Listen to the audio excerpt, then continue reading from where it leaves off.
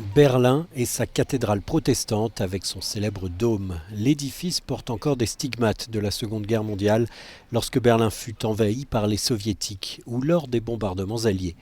Pas de commémorations officielles du débarquement dans la capitale allemande, mais un passé sombre qui est omniprésent dans les rues de la ville. Et quelques musées, comme le musée des Alliés, dont le directeur Jürgen Lill-Teicher revient sur cet épisode historique. La ville a été complètement détruite. Selon les calculs de l'URSS, la ville ne comptait qu'environ 2 millions d'habitants après la guerre, contre environ 4 millions avant. Et parmi ceux-ci, environ la moitié étaient des travailleurs étrangers, ou en réalité des travailleurs forcés. Ici, dans le quartier Tempelhof, un autre souvenir du passé de la ville. Cette structure de 12 000 tonnes a été construite par les travailleurs forcés français en 1941 pour tester la résistance du sol de Berlin.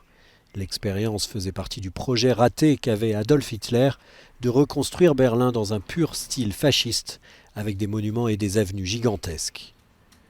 Mais le site de mémoire le plus fort de Berlin, c'est sans doute le mémorial aux Juifs assassinés d'Europe, voulu comme un rappel constant du passé sombre de l'Allemagne et comme un symbole de la détermination du pays à ne plus permettre les crimes de ses anciens dirigeants.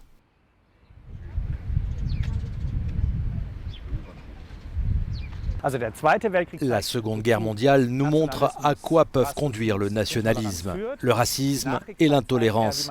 L'après-guerre nous montre comment la paix peut être maintenue, comme on dit, des ennemis aux amis.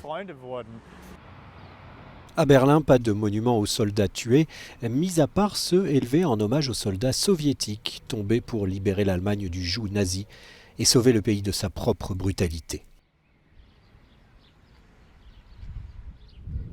Jona Kellgren est notre correspondant à Berlin. Certains Allemands de droite disent que l'Allemagne doit cesser d'avoir honte de son passé.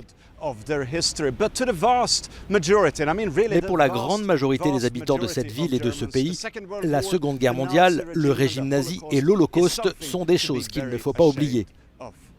This is Jona Kellgren reporting for Euronews from Berlin.